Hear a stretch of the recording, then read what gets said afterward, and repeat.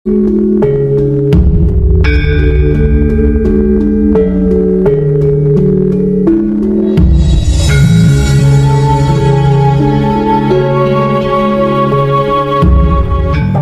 turunkan kepadamu Al-Quran dengan membawa kebenaran, membenarkan apa yang sebelumnya, yaitu kitab-kitab yang diturunkan sebelumnya, dan batu ujian terhadap kitab-kitab yang lain itu.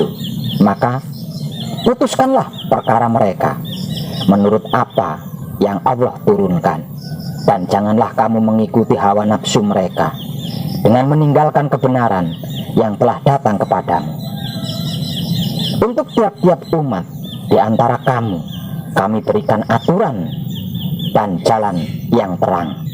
Sekiranya Allah menghendaki, niscaya kamu dijadikannya satu umat saja. Tetapi Allah hendak menguji kamu terhadap pemberiannya kepadamu, maka berlomba-lombalah berbuat kebajikan. Hanya kepada Allah lah kembali kamu semuanya. Lalu diberitahukannya kepadamu apa yang telah kamu perselisihkan itu.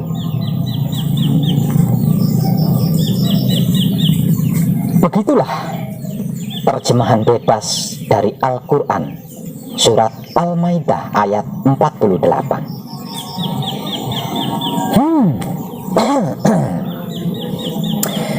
Terkesan sepertinya Tuhan mau menghapus keburukan, tetapi tidak mampu. Atau sebenarnya Tuhan mampu, akan tetapi Tuhan tidak mau. Atau Tuhan tidak mampu dan tidak mau.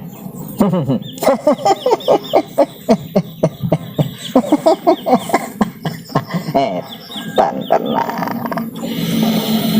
Jikalau Tuhan mau tetapi tidak mampu, berarti Tuhan lemah.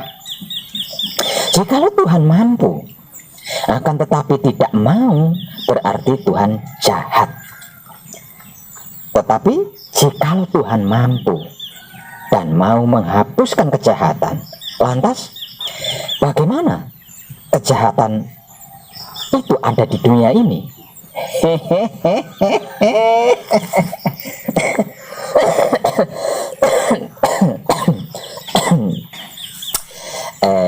Tenan. Pernahkah panjenengan merenung hingga sejauh dan sedalam tadi? Sejak zaman para sejarah kuno, manusia sudah dijadikan sesuatu yang dianggap representatif untuk disembah. Fitrah manusia senantiasa condong terhadap sesuatu di luar dirinya yang maha besar. Oleh karena itu, seiring perkembangan zaman, manusia mulai memikirkan Tuhan. Kepercayaan terhadap Tuhan diinstitusionalisasikan dengan agama.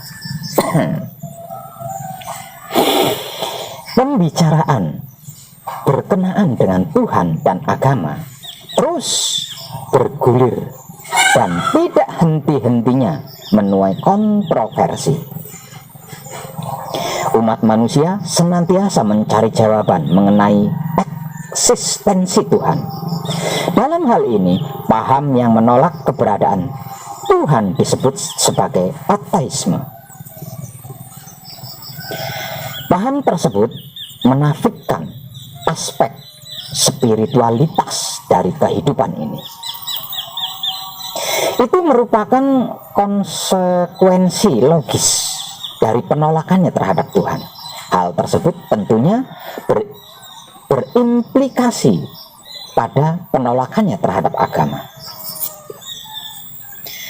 Sementara itu, di era postmodernisme ini, manusia mulai menyadari kebutuhannya akan spiritualitas.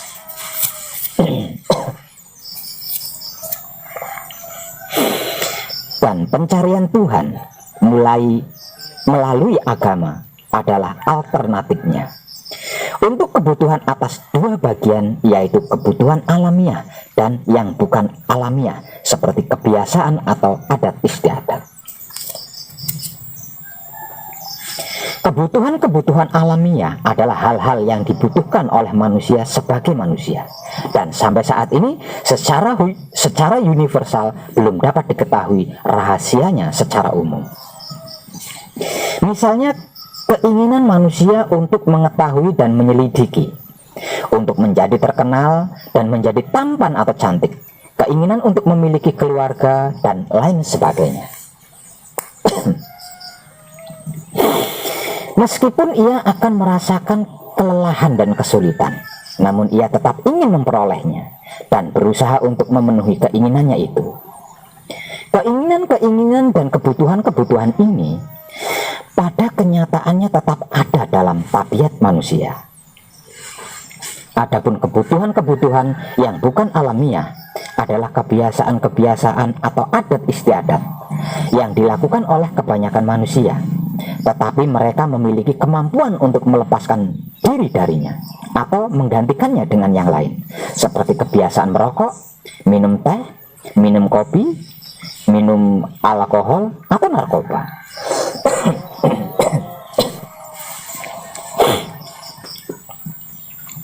Itu semua dapat menjadi kebutuhan-kebutuhan yang sangat dicari dan diinginkan oleh manusia, seperti halnya kebutuhan-kebutuhan alamiah. Kebiasaan-kebiasaan ini sedikit demi sedikit bisa menjadi kebutuhan alamiah kedua bagian. Kendati pun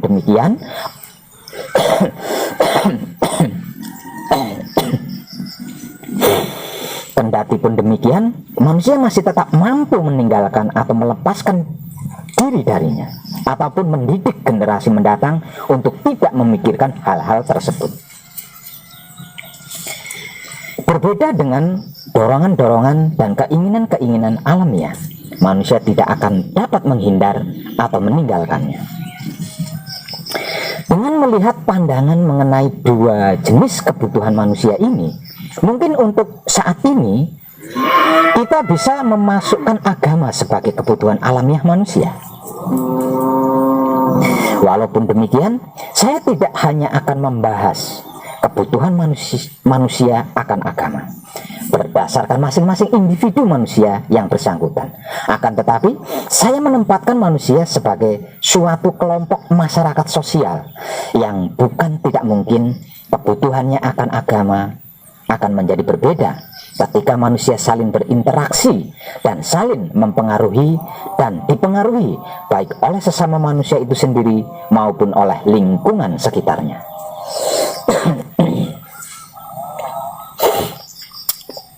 Maka bersiaplah, saya akan melangkahkan pembahasannya menuju pembahasan manusia dan agama. Salah satu hal yang terpenting dalam agama pada masyarakat adalah ia harus percaya terhadap hal yang sakral, walaupun ini berkaitan dengan hal-hal yang penuh misteri, baik yang sangat mengagumkan ataupun yang sangat menakutkan. Dan agama memiliki berbagai dimensi yang selanjutnya menggugah banyak pemikir untuk menumpahkan pemikirannya, untuk mengkaji tentang agamanya. Berikut ini adalah beberapa pandangan para pemikir berkaitan dengan agama, yang berkaitan dengan jenis-jenis agama. Dalam pembahasan antara agama dan manusia, pada umumnya ada dua macam agama yang dipelajari dalam berbagai disiplin ilmu sosial sebagai berikut.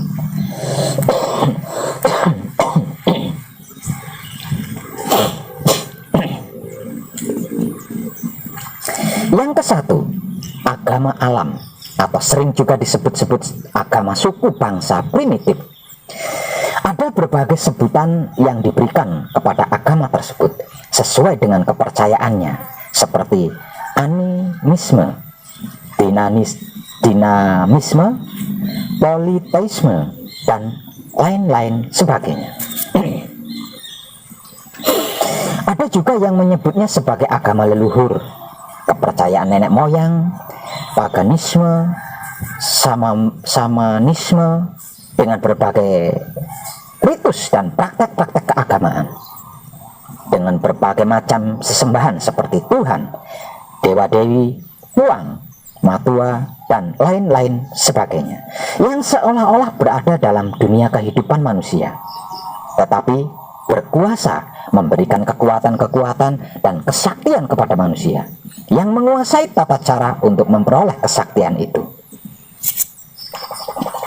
Yang kedua, agama profetis yang biasa juga disebut sebagai agama samawi, yaitu agama yang diturunkan oleh Sang Pencipta melalui utusan atau nabinya kepada manusia. Agama yang tergolong jenis ini antara lain adalah agama Yahudi, agama Islam, dan lain-lain sebagainya. Sang Maha Mencipta berkuasa atas makhluknya dan berada di luar makhluk, serta menentukan sendiri kehendaknya tanpa bergantung kepada makhluknya. Selain itu, berkaitan dengan evolusi agama, menurut pengetahuan saya, ada 3 ciri dasar kehidupan beragama, yaitu sebagai berikut. 1 adalah ritual. Ritual ditransmisikan seluruhnya oleh kebudayaan. Fungsi ritual manusia yang paling penting adalah membantu individu dan kelompok menanggulangi krisis-krisis besar dan peralihan-peralihan hidup di dalam kehidupan, seperti kelahiran, pubertas, perkawinan, dan kematian, serta sejenisnya. Beberapa antropolog mengatakan bahwa ritual merupakan fenomena keagamaan primer. Beberapa ritual keagamaan seperti kurban dan pembaptisan merupakan cara-cara untuk berhubungan dengan Sang Maha Suci.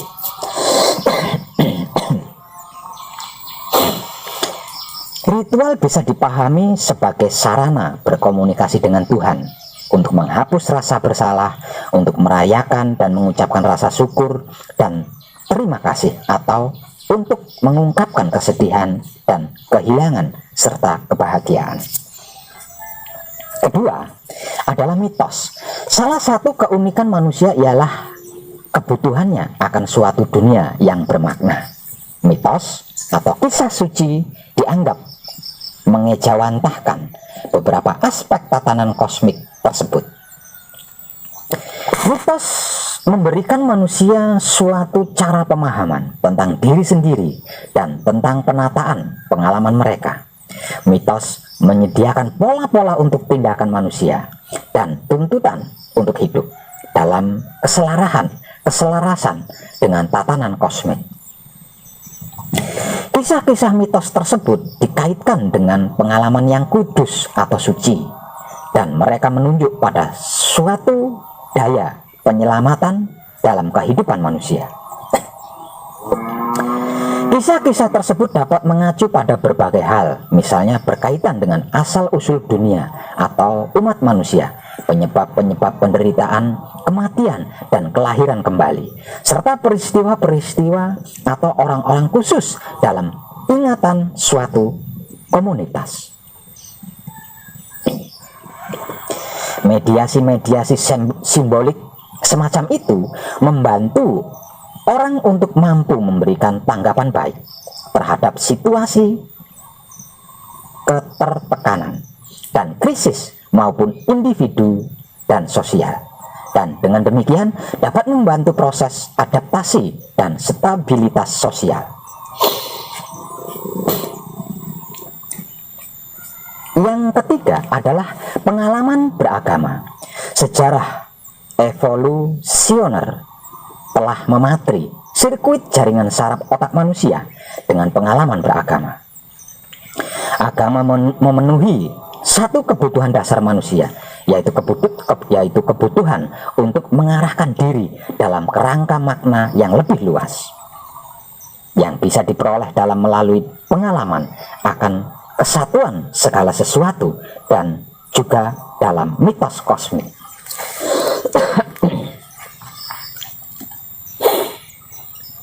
Mereka melakukan studi atas citra otak dari para rahib atau Buddhis atau pendeta atau biarawati atau Fransiskan ketika mereka terhanyut dalam tafakur atau meditasi. Studi-studi tersebut memperlihatkan tanda-tanda meningkatnya aktivitas dalam lobus frontal otak depan yang merupakan pusat proses perhatian meskipun tidak ada masukan lewat indera. Sebaliknya, ada tanda-tanda menurunnya aktivitas di bagian lobus parietal kanan yang dihubungkan dengan penataan kausal dan temporal serta kemampuan verbal dan logis. Dan bagian lobus parietal kiri yang dihubungkan dengan relasi integratif, holistik, dan spasial. Menurunnya penataan spasial berkenaan dengan ruang, sipasi atau sipasi muncul bersamaan dengan rasa akan kesatuan, hilangnya kedirian individual, dan sirnanya semua batas sebagaimana dilukiskan oleh para mistikus.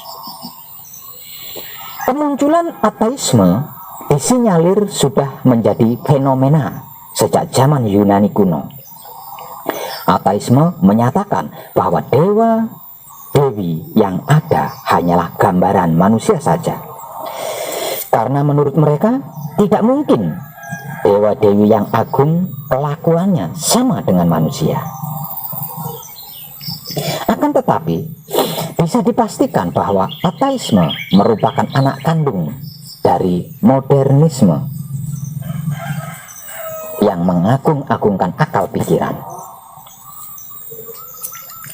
Bila kita tilik kembali kondisi ketika modernisme lahir, maka wajar jika ateisme lahir dari rahimnya. Ketika itu dogma-dogma agama yang digembongi oleh gereja sangat merajalela, sehingga segala sendi kehidupan harus tunduk kepada agama yang dogmatis di bawah kekuasaan pemuka agama zaman Yunani kuno. Manusia pada akhirnya tidak memiliki independensi untuk menentukan pilihan. Manusia hanyalah tokoh-tokoh wayang yang bergerak apabila dalang memainkan perannya. Agama dan Tuhan diinterpretasikan secara keliru oleh mereka yang mengaku memahami akan hal itu. Oleh karena itu, meletuslah kekecewaan yang mendalam dari masyarakat terhadap dominasi gereja yang melahirkan gerakan reformasi Protestan.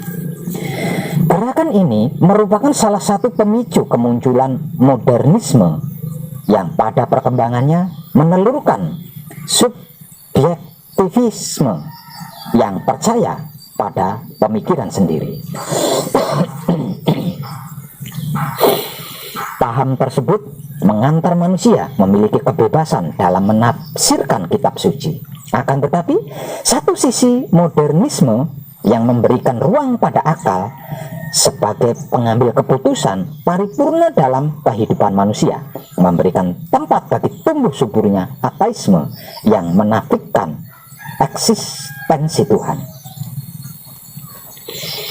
Salah satu faktor merebaknya ateisme adalah perkembangan ilmu pengetahuan yang terbatas pada realitas fisik. Pada awalnya Tuhan dianggap sebagai pengatur alam semesta, akan tetapi penemuan-penemuan ilmu pengetahuan dalam mengindikasikan bahwa alam semesta berjalan sesuai dengan hukum-hukum alam, maka Tuhan tidak dibutuhkan lagi keberadaannya. Ateisme sendiri beragam jenisnya, di antaranya adalah ateisme praktis dan ateisme teoritis. Ateisme praktis atau dikenal juga dengan apateisme, individu hidup tanpa Tuhan.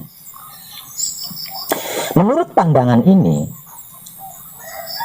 keberadaan Tuhan tidaklah disangkal, namun dapat dianggap sebagai tidak penting dan tidak berguna. Tuhan tidaklah memberikan kita tujuan hidup ataupun mempengaruhi kehidupan sehari-hari kita.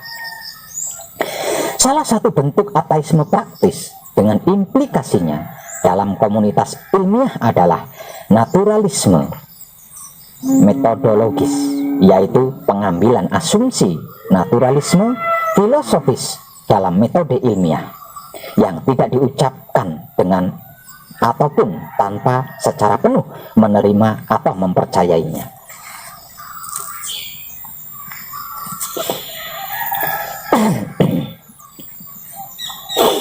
Ateisme praktis dapat berupa ketiadaan motivasi religius, yakni kepercayaan pada Tuhan tidak memotivasi tindakan moral, religi ataupun bentuk-bentuk tindakan lainnya seperti pengesampingan masalah Tuhan dan religi secara aktif dari penelusuran intelek dan tindakan praktis.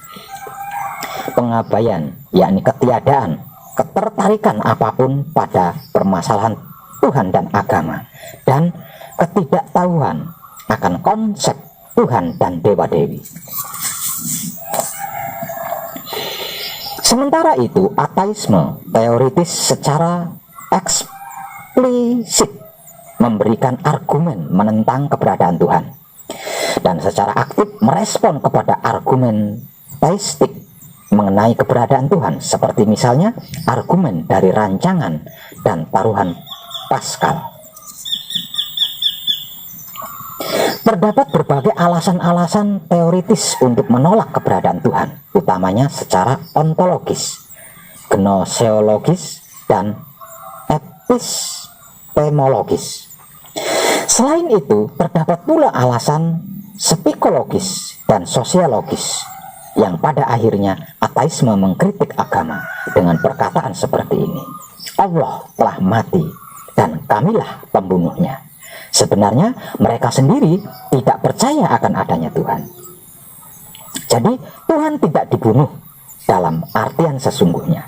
Akan tetapi pernyataan tersebut menyiratkan bahwa Tuhan yang diciptakan oleh manusia pada akhirnya harus dibunuh oleh manusia itu sendiri.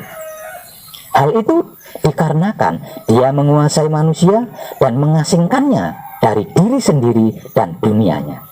Agama dalam penilaiannya hanya merupakan pelarian dari dunia yang seharusnya dihadapi. Agama menurutnya adalah pengharapan kemenangan di alam baka bagi mereka yang kalah dalam kehidupan di dunia nyata.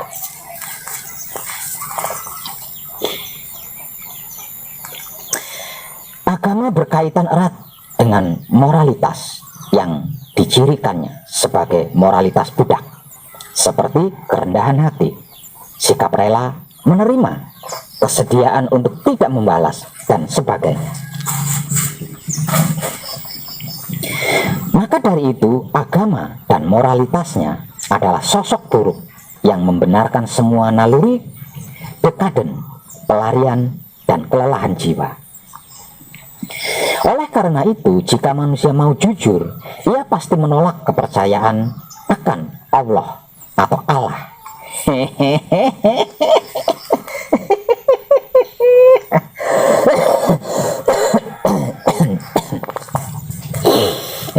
Dan tenang.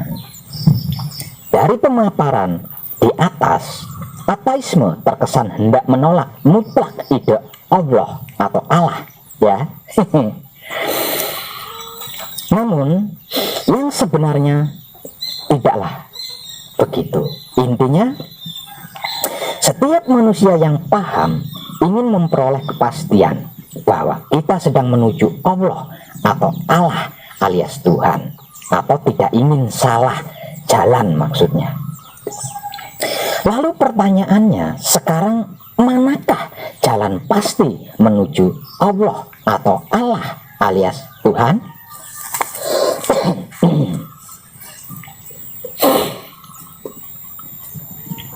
Benarkah agama-agama itu adalah jalan menuju Allah atau Allah alias Tuhan? Sabar. terburu-buru, santai saja, oke? Dalam usaha mencari jalan kepada Allah atau Allah alias Tuhan, manusia percaya bermacam-macam agama, dan setiap agama membanggakan dirinya sebagai jalan kepada Allah atau Allah alias Tuhan. Bahkan ada agama yang merasa sebagai satu-satunya jalan kepada Allah atau Allah alias Tuhan. Sebenarnya semua agama sama-sama mempunyai kode etik, aturan, ritual, dan lain-lain, dan penganutnya harus mempraktekkan sistemnya. Setiap mereka berpandangan bahwa aturan-aturan agamanya merupakan jalan kepada Allah atau Allah alias Tuhan. Menurut saya pribadi, itu tidaklah tepat. Sebab karena setahu saya, ketika saya menyelami semua agama yang ada, tidak ada janji maupun bukti bahwa orang dapat menjalankan semua syariat atau aturan agama lalu masuk surga. Jangankan ke Allah atau Allah alias Tuhan, ke surga saja tidak pasti.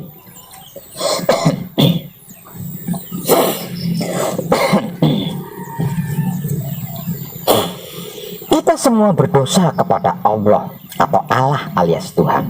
Ketaatan kita kepada Allah atau Allah alias Tuhan tidaklah sempurna. Sedangkan Allah atau Allah alias Tuhan adalah maha suci yang tidak bisa dicampuri dan tercampuri oleh apapun selain suci itu sendiri. Ayo.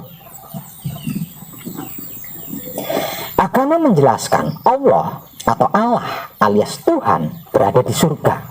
Jika seseorang ingin bertemu Allah atau Allah alias Tuhan, maka harus masuk surga. Jadi kepastian masuk surga adalah bukti dan jaminan bertemu Allah atau Allah alias Tuhan di surga versi agama-agama. Sekarang pertanyaannya ialah, apakah agama-agama itu menjamin umatnya pasti masuk surga? Sebab jika kita tidak pasti masuk surga, maka tidak pasti pula bertemu Allah atau Allah alias Tuhan di surga. Maka jaminan masuk surga sangat penting sebagai jaminan jalan menuju Allah atau Allah alias Tuhan bagi seluruh pemeluk agama-agama. Sementara kita di setiap waktunya melakukan banyak dosa, artinya hanya pantas dihukum di neraka yang kekal. Hukuman itulah yang menyebabkan umat beragama tidak mungkin bertemu Allah atau Allah alias Tuhan di surga, kecuali jika Tuhan itu menghendakinya. Tapi siapapun orangnya, jika sesadar-sadarnya pasti berhenti menuntut jaminan masuk surga kepada agamanya untuk bertemu dengan Allah atau Allah alias Tuhan. Ketika mengetahui ayat-ayat yang tersirat di dalam Alkitab yang memberikan penjelasan bahwa dan kepunyaan Allah atau Allah alias Tuhanlah timur dan barat, maka kemanapun kamu menghadap, disitulah wajah Allah atau Allah alias Tuhan.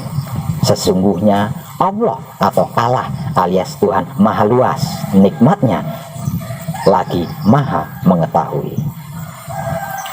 Aku sesuai persangkaan hambaku, aku bersamanya ketika ia mengingatku. Jika ia mengingatku saat bersendirian, aku akan mengingatnya dalam diriku. Jika ia mengingatku di suatu kumpulan, aku akan mengingatnya di kumpulan yang lebih baik daripada itu, yaitu kumpulan malaikat. Jika ia mendekat kepadaku sejengkal, aku mendekat kepadanya sehasta. Jika ia mendekat kepadaku sehasta, aku mendekat kepadanya sedepah. Jika ia datang kepadaku dengan berjalan biasa, maka aku mendatanginya dengan berjalan cepat. Ketahuilah, sesungguhnya di dalam tubuh manusia terdapat segumpal daging. Jika ia baik, seluruh tubuh baik. Jika ia rusak, rusak pula seluruh tubuh. Ketahuilah, segumpal daging itu ialah hati.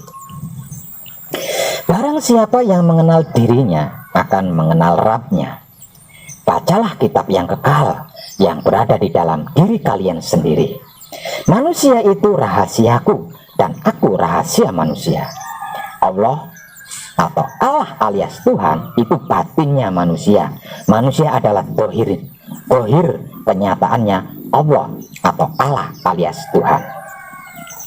Dan masih banyak lagi ayat-ayat lainnya yang tersurat di dalam kitab dan hadis, namun kita tidak mau mempelajarinya lebih dalam. Kita fanatik pada agama kita, namun kita enggan mempelajari agama kita itu apa dan bagaimana. Di bagian inilah masalah panjenengan.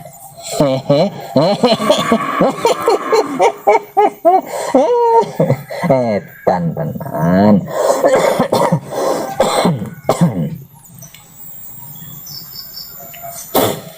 Ada kata-kata Nabi Khidir kepada Sunan Kalijaga yang bisa kita jadikan anak tangga sebagai berikut. Yen tanana sira iku ingsun tanana ngarani, mung sira ngarani ing wang. Dene tunggal lan sireki. Iya ingsun iya sira, ananira aran mami. Artinya, jika tidak ada engkau, maka siapa yang akan menyebut Allah atau Allah alias Tuhan? Karena adanya engkau, maka ada yang menyaksikan Allah atau Allah alias Tuhan. Jadilah manunggal. Ada engkau, maka ada Allah atau Allah alias Tuhan.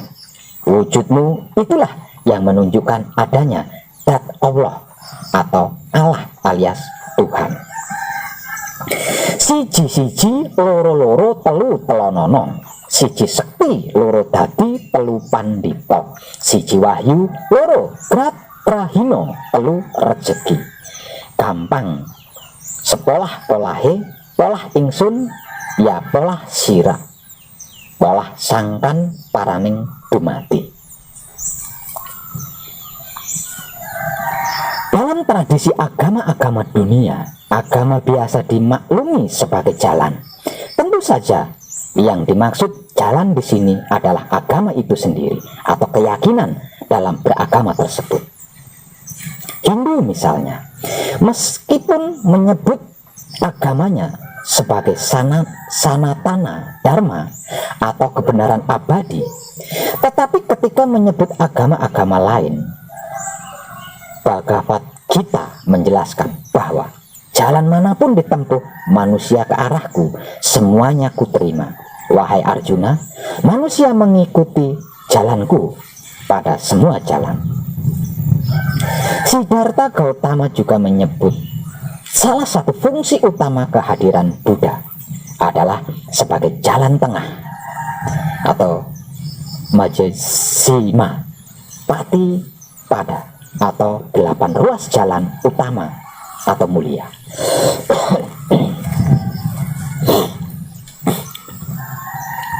Begitu pula dengan Lao Tzu menyebut agamanya sebagai Tao atau jalan. Ia mengajarkan bahwa manusia harus mencari taunya atau jalannya, dan implikasinya bahwa ia akan bahagia semakin ia menemukannya. Demikian pula dengan agama Kristen. Yesus secara eksplisit dalam perjanjian baru menyebutkan dirinya, akulah jalan, kebenaran dan kehidupan. Islam pun demikian. Terkadang Islam diartikan sebagai syariah, sabil, thariqah, mansya, syirat, yang mempunyai makna senada dengan jalan. Karena itu, jika agama dipandang sebagai jalan menuju Allah atau Allah alias Tuhan, maka pluralitas agama berarti kenyataan yang menegaskan ada banyak jalan menuju Allah atau Allah alias Tuhan. Dan jalan-jalan tersebut tidaklah sama dan satu, melainkan beraneka ragam.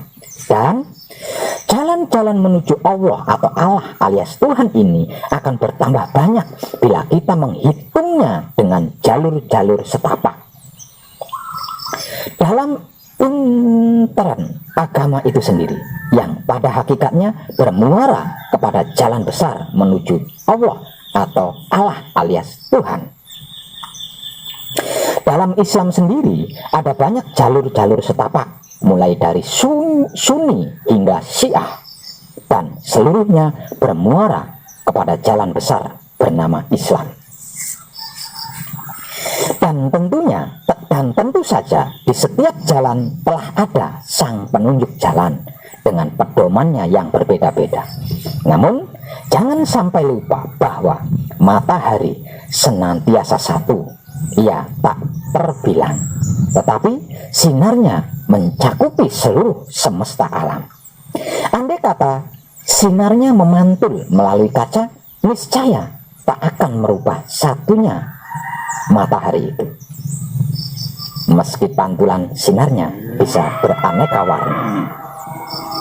Nah, para kadang kinasiku sekalian, tentukanlah sejak awal kaki kita melangkah, jalan mana yang hendak dilewati, dan pastikan panjenengan benar-benar melaluinya dengan tepat.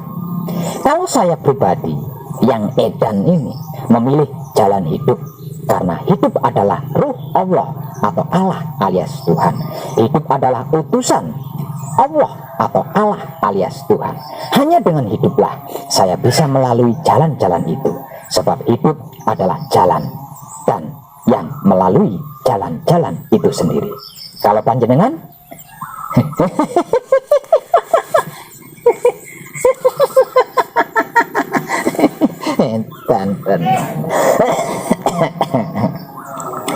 tercerahkanlah panjenengan semuanya, dan salam setuhan penuh cinta kasih sayang dari dalam lubuk hati saya, Wong Edan Baku yang paling dalam. Selamat, selamat, selamat. Rahayu, rahayu, rahayu. Damai, damai, damai, tentram. Saya Wong Edan Baku ngaturaken sugeng rahayu lir ing sambikala pamanggih yuwana pinayungan mring ingkang maha suci. Pasuki yuwana teguh rahayu selamat. Berkah selalu untuk semuanya tanpa terkecuali, terutama para sedulur, khususnya para katang konto dan kanti anom saya yang senantiasa direstui yang dat maha suci hidup. Om Santi Santi Santi Om. Wassalamualaikum warahmatullahi wabarakatuh. Terima kasih, terima kasih, terima kasih, dan salam kebajikan. Gusti ingkang Maha Suci, pencipta dan penguasa alam semesta seisinya, Bapak Ibu dari segala ilmu pengetahuan, asal usul nenek moyang semua makhluk, sungguh murka paduka yang hamba harap. Kalau penguraian kitab Purwakala warisan leluhur kami ini yang hamba terjemahkan dalam bahasa merdeka tanpa tedeng aling-aling, tidak sesuai dan tidak tepat dengan aslinya, ini saya lakukan demi cinta kasihku. Ini saya lakukan demi cinta kasih sayangku kepadamu dan seluruh makhlukmu, supaya tidak ada lagi kecurangan dan kebohongan terkait tentangmu. Dengan ini, saya telah menyampaikan firman-Mu kepada orang-orang yang saya cintai, kepada orang-orang yang saya kasihi, dan kepada orang-orang yang saya sayangi. Maafkanlah saya, maafkanlah hamba, jika apa yang telah saya sampaikan kepada orang-orang yang saya cintai, kasihi dan sayangi, tidak membuat orang-orang yang saya cintai, kasihi dan sayangi segera sadar dan menyadari akan kebenaran-Mu.